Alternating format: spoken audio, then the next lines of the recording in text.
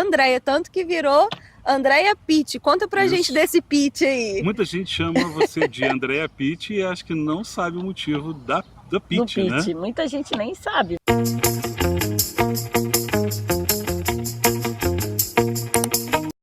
Estamos começando mais um ID e hoje tendo a oportunidade de estar aqui com essa vista maravilhosa da Praça Barão de Campo Belo, em Vassouras. Estou aqui com a Laís. Olá, pessoal. Olá mais uma vez, mais um ID, um cenário de tirar o fôlego, né?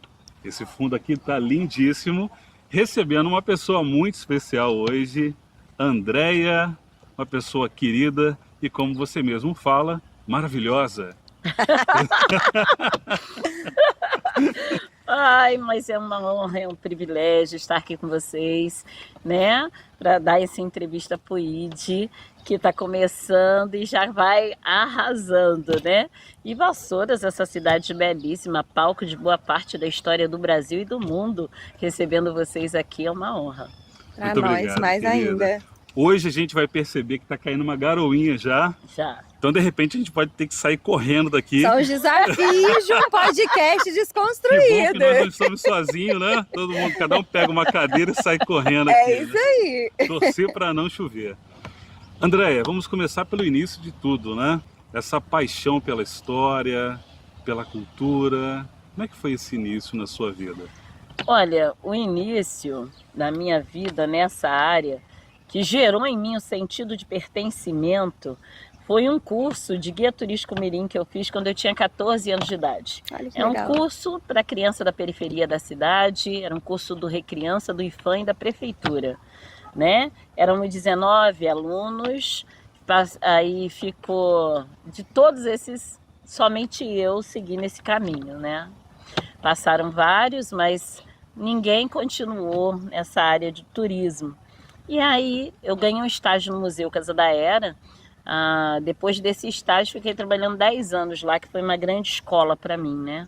Bacana. Um acervo magnífico, né? Com muitos livros, muito sobre construção de estrada de ferro e outras coisas mais, jornais de época, mais de 3.000 exemplares. Então, assim, a gente tinha acesso a todo esse acervo e eu gostava muito de ficar lendo. Todo o curso de graça que foi aparecendo na área do turismo, eu fui fazendo, da Marque Apoio, Turigi, enfim, né?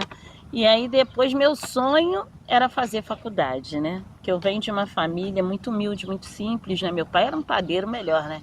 O melhor padeiro dessa cidade. Eu isso é muito amo importante. fazer pão, José Roberto Silva. Trabalhou muitos anos em Vassoura, Mercadinho Aliança ainda, né, antigamente, né? E Era minha aqui na mãe... Caetano, não é isso? Caetano Forquim. Ele trabalhou muitos anos falecido ao externo, depois ele foi para o Mercadinho Aliança, onde ele se aposentou lá, né? Então, assim, melhor padeiro da cidade. E minha mãe era doméstica, né? Então, assim, meus pais não tiveram, assim, estudo, mas eu costumo dizer, né, a sabedoria endógena era muito presente, né? E, assim, eu queria muito fazer faculdade, mas não tinha dinheiro para pagar na época. Sim. Aí fiz gestão cultural e políticas públicas na UERJ de graça. E depois eu consegui fazer turismo na Universidade de Vassouras. Aí fiz faculdade de turismo, fiz uma pós-graduação em História da África, Indígena e Afro-Brasileira, que são a minha parte mais sensível, né, que toca profundamente em minhas raízes, né, de ancestralidade. Que bacana, né? A gente vê que tá aí desde muito cedo, então, essa parte do turismo, da história, do cultura, ligado com a história da Andréia, tanto que virou Andréia Pitt. Conta pra gente desse Pitt aí. Muita gente chama você de Andréia Pitt e acho que não sabe o motivo da Pitt, né? Muita gente nem sabe, mas o Pitt é que assim que eu saí do Museu Casa da Era, que eu fiquei 10 anos por lá, né, depois do estágio, aí quando eu saí, um dia depois, a secretária de turismo do município foi na minha casa me chamar para abrir o Pitt, que era o posto de informações turísticos. E aí eu fiquei conhecida a partir de então como Andréia do Pitt. Andréa do Pitt, depois virou Andréa Pitt, até hoje é a Pitt.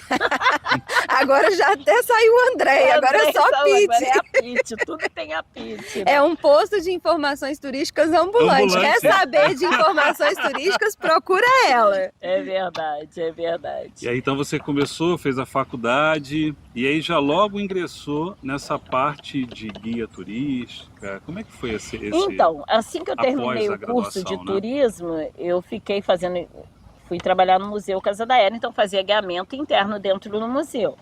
Aí depois, para pular da guiamento para caracterização, no Museu Casa da Era teve um evento chamado Café Imperial. E esse chá imperial, café imperial que existia no museu, na cozinha do museu, a gente se caracterizava de mucama, vinha uma sinhazinha, contar um pouco das fofocas da corte, que dizia ser amiga de Eufrásia. E aí, a partir disso, eu comecei a caracterização. Mas naquele momento é a mucama da servidão ainda. Sim. E eu sempre tive o sonho de trazer a história do meu povo diferente, de uma forma diferente. Porque a visão eurocêntrica é que tomava conta de toda a nossa história, de todo o nosso país. É essa visão que é contada. E eu queria trazer narrativas diferentes acerca de toda uma história de ancestralidade, né? Dando visibilidade ao nosso povo de ancestralidade. Que a história deles é apagada, invisibilizada, né? Pouco contada. Quando você olha para essa cidade maravilhosa como Vassouras, você consegue ver eles? Você consegue ver esse povo que realmente ergueu essa história do Brasil? Sim. A gente às vezes não consegue enxergá-los, né? Sim. Mas ele está em cada pedacinho dessa história. Porque sem o nosso povo nada disso aqui ia existir. Né?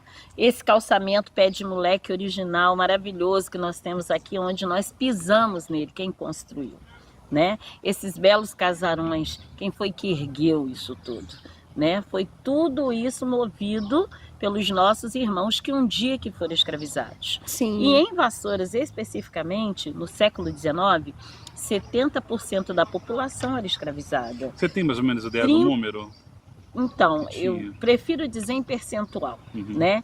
Então, é 70% da população escravizada e 30% homens livres. Olha o quantitativo.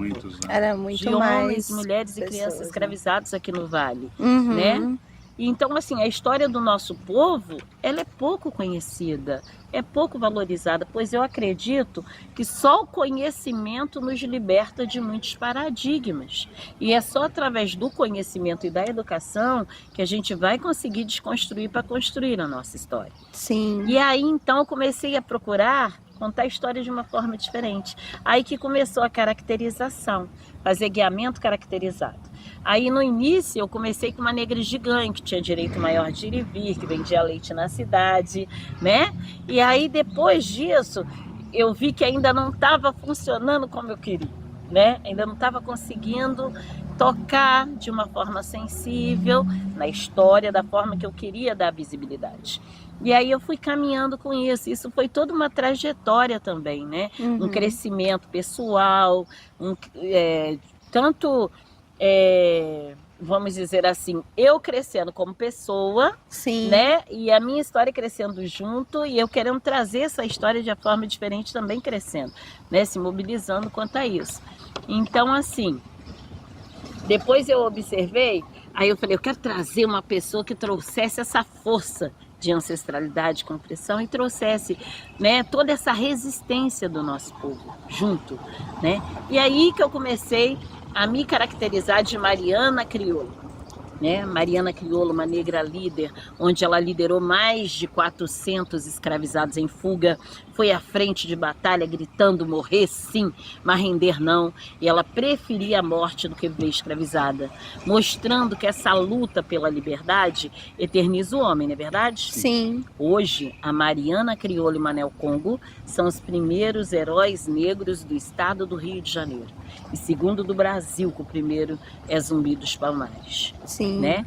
Então, assim, eu comecei, então, me coloquei o nome de Mariana Crioula, me apropriei dessa história e através dela a gente consegue trazer essa narrativa, mostrar a história do nosso povo preto com orgulho de pertencimento. Que bacana, né? Quanto da Mariana tem na Andréia, quanto da Andréia tem na Mariana? Misturou já as estações aí? Não tem, não tem como separar mais. A outra, não existe. É tudo uma coisa só, né? E quando a gente fala de povo, de ancestralidade, a gente fala de um conjunto de pessoas, né? De milhões de pessoas que foram, como eu falei, apagada, invisibilizada, que não tiveram voz, né? Então a gente está aqui para dar voz a todo esse povo de ancestralidade. Isso é muito bacana, né? Você poder lidar com a história, lidar com uma parte da história que não foi legal, que não foi da maneira assim. Hoje a gente tem uma visão, na época tinha outra, mas como que é para você ser estudante de história, estar aqui num lugar que está tão ligado à história do seu povo de uma maneira muitas vezes negativa, acho que da maior parte negativa, né? Como que é lidar com isso no dia a dia, tentar trazer essa visão para aqueles que você está passando, assim, nas visitas que você faz, nas histórias que você conta, como que é lidar com isso? Então, a todo tempo que você lida com essa história, você está tocando num espaço sensível, né? Sim. De sentimentos. Então, assim, como eu trabalho no contexto geral com crianças, adultos, o meu público-alvo é todas as idades, né? Sim. Mas eu trabalho muito também com educação pedagógica. Eu faço parte da educação patrimonial, material, imaterial, e também turismo pedagógico, eu trabalho muito forte, e o afroturismo, turismo afrocentrado, sempre voltado à história do nosso povo. Exatamente para a gente começar a trazer a mudança. Eu costumo dizer que é uma gota no oceano. Sim. Mas é de gota em gota que o oceano se transforma, é verdade. Né, se forma. Então, eu acredito que dessa forma a gente vai conseguir costurar, trazer assim, reflexões acerca de toda uma história de ancestralidade. Então, quando eu encontro com muitas crianças, eu sempre falo, quando a gente está num espaço de memória, onde tudo isso aconteceu, é um turbilhão de sentimentos. Sim. Como diz Bell Hooks, ela fala do compartilhamento da dor, pois a dor dos meus ancestrais ecoa até hoje aqui dentro de cada um de nós, né? Então, em cada um de nós, ele vai ter uma forma diferente para tratar com você, né? E quando eu trago essa história com respeito que eles merecem, né? Isso nos toca de uma forma totalmente diferente. Que bacana, né? Muito legal. Você falou com relação a tudo isso, a gente vê muita beleza, né? Os casarões, essa praça, da igreja. Verdade. E é uma parte que, como a Laís falou, da história, que também há muitas tristezas, né? E você recebe muitos turistas. Como que é esse sentimento deles? Como é que é isso? Como é que você... assim, quanto aos turistas, eles recebem muito bem, sabe? Essa caracterização da Mariana Crioula trazendo tudo isso. E muitas vezes, assim, eu recebo muitos elogios nesse sentido, porque muitas das vezes as pessoas chegam e falam assim, eu queria ver isso. E muitas das vezes eu busquei e não achei. Algo autêntico, né? Que bacana. O que eles falam é isso. Eu queria ver isso, entendeu? Porque caminhando, os anos se passaram e muitas das vezes a visão eurocêntrica ainda é o que permanece, né? Então, assim, quando eu falo uma gota no oceano é porque assim, você não vê muito isso, você tratar muito da história do nosso povo preto. Você vê aquela coisa do cotidiano, aquela história que os livros contam, né? Sim. Que nem sempre é contada verdadeiramente pelo nosso povo de ancestralidade. E eu utilizo muita cultura imaterial deixada como legado para contar essa história, né? Então a gente é envolvido com a música, com a arte, com a dança, né? E aí a gente vê o outro lado da moeda, né? Porque o que a mídia sempre mostrou é o povo humilhado, açoitado, sofrido, escravizado. Que orgulho você quer trazer para todo o seu povo de ancestralidade? Que você quer dizer para o seu filho que o seu povo foi só escravizado aqui, nesse lugar? Não, tinha né? a cultura, a dança, a arte, a alegria, apesar de todas as Teve muita mazelas aí, influência, né? era um povo alegre, Nosso dia a dia, né? Quem somos nós? De onde nós viemos? A que mundo pertencemos? Então, assim, a gente tem que trazer essas reflexões para que eles entendam que o Brasil hoje é um país de crioulo. Brasil é crioulo. né? Há uma miscigenação de raças muito grande. Ninguém pode dizer mais que é de uma ou que é de outra, né? Quem hoje Já pode misturou a um ponto. Pode, não tem Sim. como. Quem hoje no Brasil pode bater no peito e falar assim, eu não descendo desse povo? Quem hoje no Brasil pode fazer isso? Não precisa, é só olhar para si mesmo.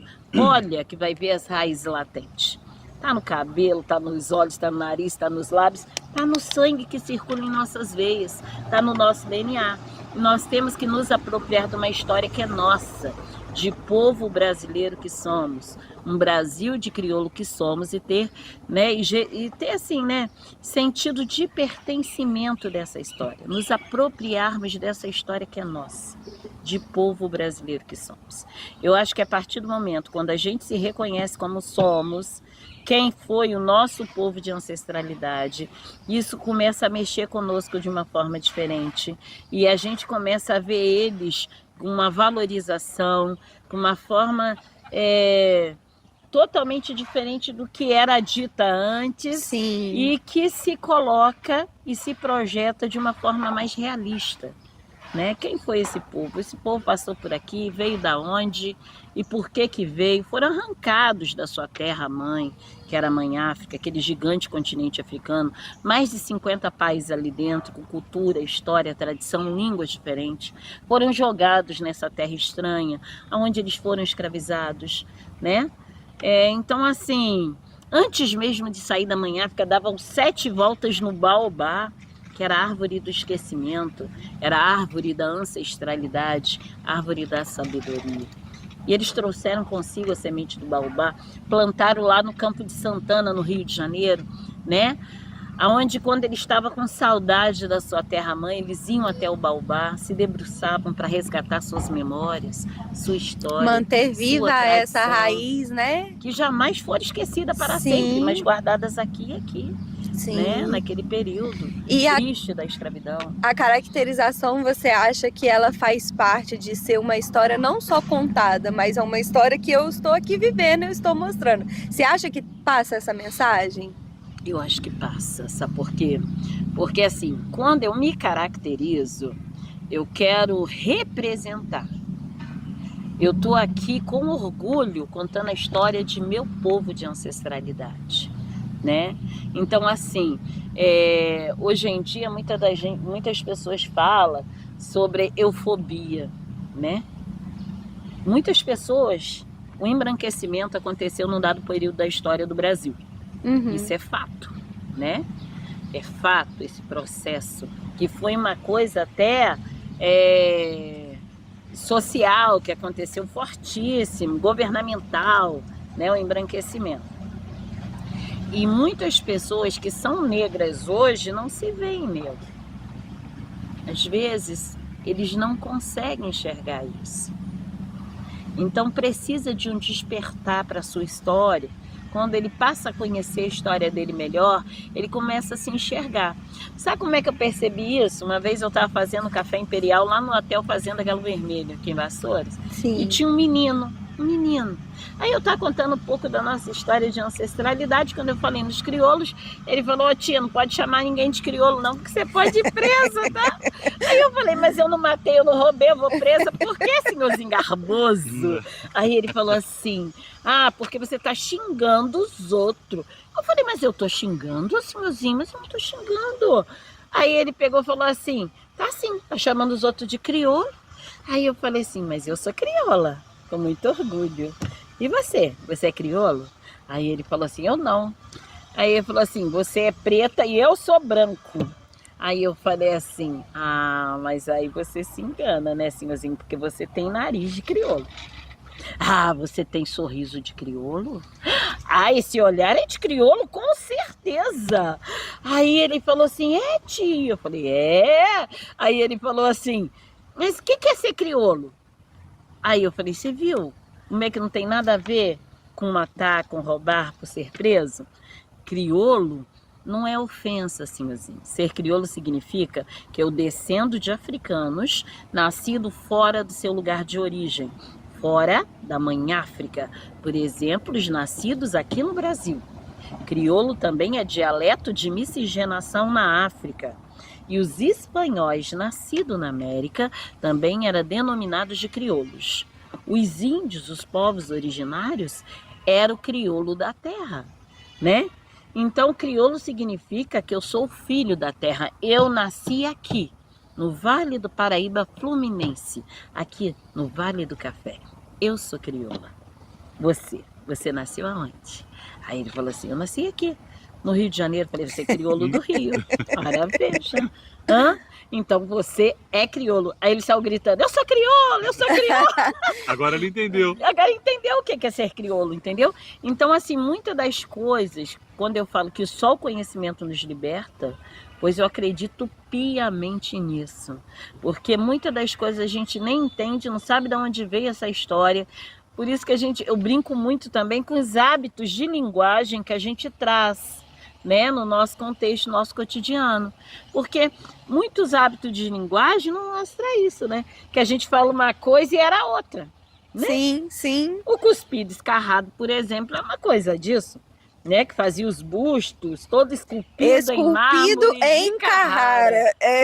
Eu já vi essa A história. escravizada olhava e falou, "Ei, ficou cuspido escarrado." Aí quando olha alguém que é muito semelhante ao outro, eu falei, fulano é cuspido, escarrado, ciclano. Mas vem de esculpido em Carrara. E o que tem uma coisa a ver com a Vícios de outra? linguagem que foram mudando aí. Ao longo Então, do tempo, né? nós temos esses vícios, esses hábitos de linguagem que até hoje permeiam a nossa vida, a nossa história.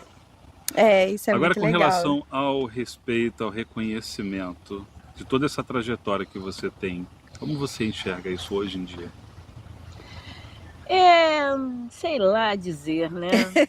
Então, eu acredito que respeito, isso eu tenho bastante por todas as pessoas que me cercam, sabe? O respeito, o carinho, né? Eu digo que muitas das coisas a gente faz as coisas sem esperar nada em troca. Pelo menos eu penso dessa forma. Porque a história que eu trago comigo é uma missão, entendeu? A missão que eu trago comigo do meu povo, né? Eu acredito dessa forma. Eu tenho a missão de continuar a luta de resistência do meu povo de ancestralidade. Então, assim, eu pouco olho para esse lado de se é valorizado ou não. Eu vejo que muitas das vezes não é tão valorizado, mas assim, as pessoas que vêm a mim valorizam, saem transformados. Eu vejo essa transformação, muitos choram, muitos arrepiam, muitos são N's os sentimentos que são envolvidos e o agradecimento. E quando a gente olha uma criança que chega para você, traz os pais para te conhecer, né? E que canta o jongo que você cantou, ensinou, entendeu? Então isso não tem dinheiro que pague. Não tem dinheiro nessa vida que possa pagar. Acho que isso depende muito da forma como a gente se posiciona, né? A gente começou aqui logo de manhã e eu vejo que ela é uma figura que traz muita alegria, anima o ambiente. Eu acho que isso vai trazendo ali nas pessoas, vai despertando algo ali nas pessoas, né? E é o que você falou, você traz a música, você traz a dança. E isso é muito legal, porque traz a alegria ali, promove algo diferente, né? A gente é, de fato, uma história móvel, né? Andréia Essa tem energia, isso, nessa gente. intensidade. E isso é muito bom, porque você traz a característica e quem conhece, ou vem conhecer a cidade, ou vai estar assistindo agora, vai entender isso muito claro. Você tem isso com você, você fala da missão. E a gente observa, né, como você carrega isso, o orgulho. Você tem a paixão pelo que faz. E isso é um diferencial muito grande, né? É verdade.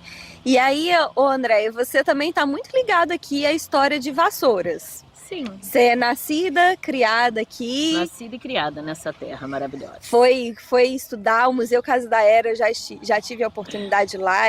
É um lugar de história riquíssima, né? E conta muito ali. E você conhece Vassouras, os pontos. Tem algum segredo que quem vem de turista não conhece? Só os locais conhecem, assim, de Vassouras. Um ponto-chave da história, um lugar diferente, uma história diferente, que só a gente que está ali na história da cidade conhece. Olha, aqui, história que não falta, né? É verdade. Como eu falei para você, é palco de boa parte da história do Brasil. Sim. Essa praça é a mais linda desse país. né?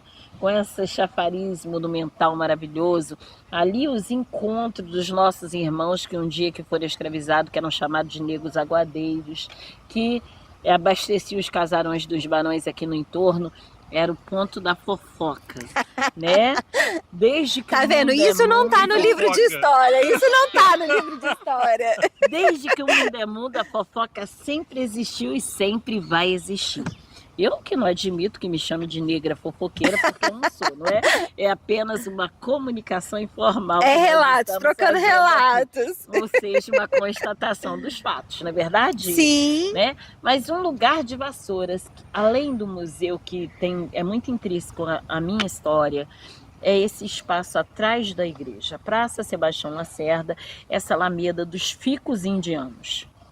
É lindíssimo. Meu marido, né? Costuma dizer que ali é o meu lugar. Ali eu sinto uma energia surreal, maravilhosa, assim, sabe? Muitas coisas aconteceram ali, muita vida se passou naquele espaço, árvores centenárias, são ficos indianos, são figueiras sagradas na Índia, desde o tempo de Buda, por ser centro de centralização de energia.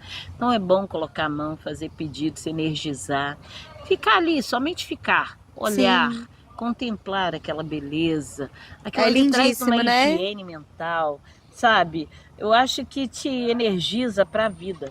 Os pássaros sentar ali, né? Entre elas, naquele banquinho. Sentar e ouvir e sentir aquela energia. Muitas pessoas não conhecem a cidade, chega aqui e fala assim, olha, aqui já deve ser o lugar mais bonito. E de fato tem muita beleza aqui, mas ali tem um lugar diferente, né? Parece que você sai da cidade, dentro da cidade. Não sei se é essa sensação, né? Exatamente.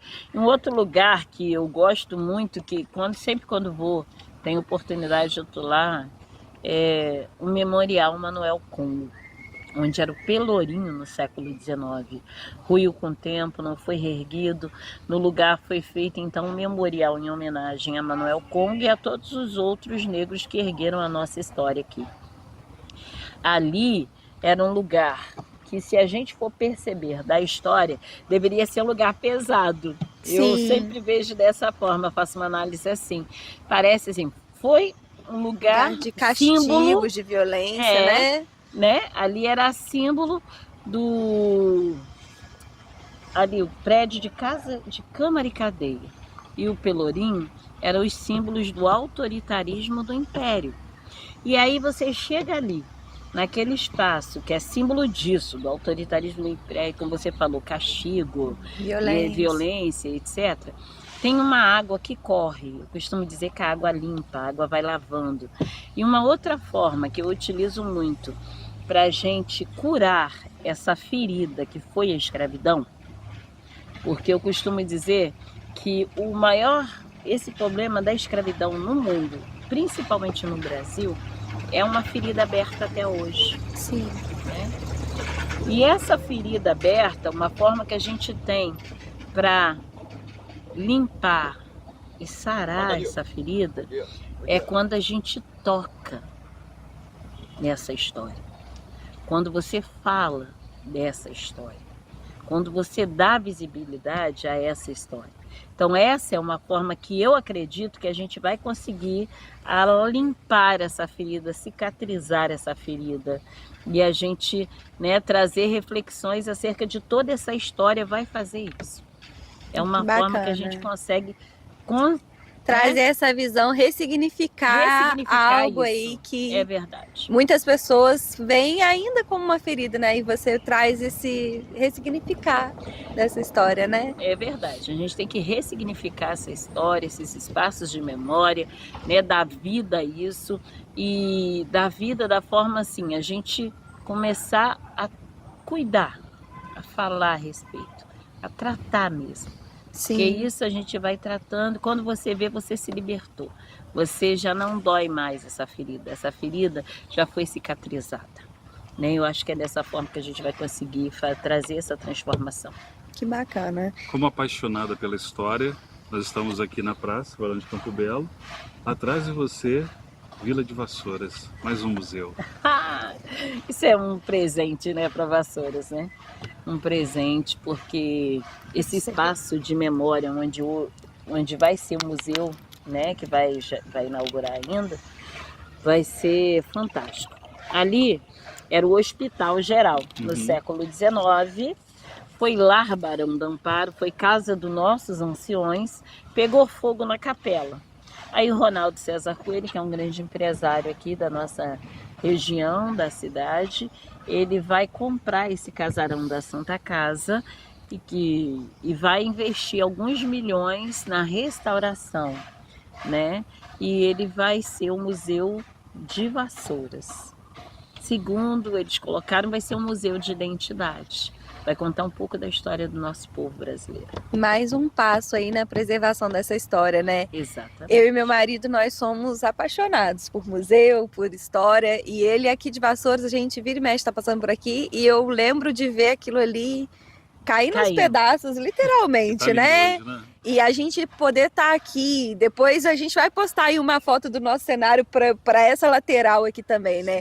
E poder ver aquela história ali restaurada. Como que você vê o futuro da preservação da história em Vassouras? Hoje a gente vê pessoas como você e tantos outros engajados nessa preservação, nessa continuidade. Como que você vê isso aí a futuro? Eu acho que o mais importante é isso, a gente salvaguardar todo esse patrimônio que é memória viva da nossa história, entendeu? Muitas cidades da nossa região não têm esse privilégio que Vassouras tem. Sim. Que não tem salvaguardado ainda, preservado tanto patrimônio. O nível de preservação tem. aqui é muito grande, né? Graças a Deus.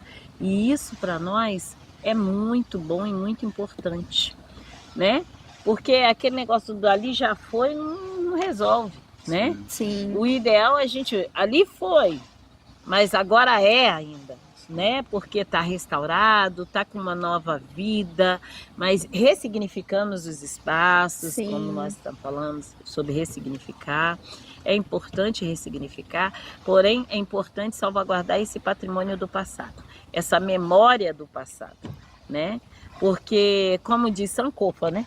Sankofa é aquele pássaro que olha para trás, né? Que está de frente olhando para trás com o ovo na boca, que fala que sem um passado não há um presente nem um futuro, né? O ovo fala de um futuro. Do futuro. Né? E ele está de frente, então ele está no presente olhando para trás. Então esse conhecimento que a gente precisa ter desse passado para que a gente possa preservar e ter um futuro melhor. E é legal, igual você falou, né, do turismo pedagógico. A gente estuda isso nos livros. Desde muito pequeno, a gente está estudando história e a gente vê isso no livro. E esse turismo pedagógico, as crianças poderem vir aqui e ver a história, não só ouvir a história, andar sobre a história. Vassouras tem um terreno de ruas mesmo, muito preservado nesse sentido, né? Algumas cidades aqui em nossa região, acho que Bananal tem muito disso ainda também, né? Paraty, né? Sim, sim. Paraty tem mais, né? E isso é muito bacana, é a história não só contada, mas vista aos nossos olhos, né? É verdade, vivenciada. Você consegue vivenciar um pouco dessa história, dessa memória histórica, quando você está nesse espaço de memória. Uma coisa é você ler um livro, outra coisa é você estar naquele local onde tudo isso aconteceu, né? Então você além de tudo, você tem essa energia desse local, né? Que bacana. Andréia, foi um prazer estar aqui conversando com você nessa manhã que deu uma serenada, parou um pouquinho. Por 2 momentos de garoa. Estamos aqui resistentes, mas assim, foi um prazer muito grande ouvir a história por a sua perspectiva, pelo seu sentimento, pelo teu coração. A gente vê que o coração dela está muito ligado aí na história, né? E eu queria que a gente finalizasse pra gente, você deixando aí um recado para quem não conhece aqui a história de Vassouras, para quem não conhece, um convite para que venham conhecer, para que ouçam pela sua voz também, pela sua história, pelo seu coração. O que você deixa aí uma mensagem para quem não teve essa oportunidade ainda? Bom, O convite é venham, né? Venham para Vassouras, dar um mergulho na história do Brasil e do mundo, e de todo um povo de ancestralidade, que é muito forte aqui nas nossas raízes latentes, né? Aqui na nossa cidade de Vassouras, que é uma cidade maravilhosa, belíssima, do Vale do Paraíba Fluminense, aqui do Vale do Café. Venha conhecer a nossa história. Conhecimento nos liberta. Que bacana. Agora, Maravilhosa, fala para mim uma coisa. Como é que foi participar assim desse local? Foi maravilhoso. Com garoa na cabeça. Com garoa, sem garoa. Olha só, a garoa já veio, a garoa já foi, a garoa... Aqui, ó, eu falei assim, tudo... Eu falei assim, isso daqui tá como assim, é um orvalho de bênção. Que bacana. Que foi regado sobre as nossas vidas. Isso porque a gente está aqui contando a história do nosso povo, a libertação, né? Sim. Então, assim, eu acredito nisso piamente. Eles estiveram aqui conosco, todos eles. E aí a gente contando essa história, trazendo, dando visibilidade a esse povo. Venha para Vassouras, vamos dar um mergulho na história, venha conhecer, né? Venha ser transformado aqui. Né? Nosso coração ele precisa ser transformado todos os dias. Seja feliz sempre. Tem uma coisa que eu acho muito interessante que a gente costuma dizer assim, ó, a vida é como se fosse uma viagem. Talvez como esta que vocês irão fazer para Vassouras, né? Muitas pessoas embarcam e desembarcam de nossa vida em vários momentos de nossa existência. E nós, como seres humanos, muitas das vezes tendemos a não valorizar a vida enquanto ela ainda está embarcada conosco. O ontem virou história, não virou história? O amanhã a Deus pertence.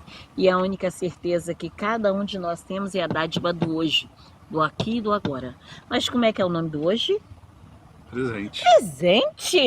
Mas É um se presente, hoje é um literalmente. presente para cada um de nós, e como maior presente é ter um embarcado na vida do outro, Sim. né? Isso é muito bom, né? Gratidão por ter vocês embarcado em nossa vida hoje. Nós E agradecemos. venham sempre. E vai ser um prazer sempre. Sempre estarei aqui à disposição. Obrigado pelo carinho, tá? Não tem nem mais o que dizer depois dessa reflexão Fechou, né? belíssima, né?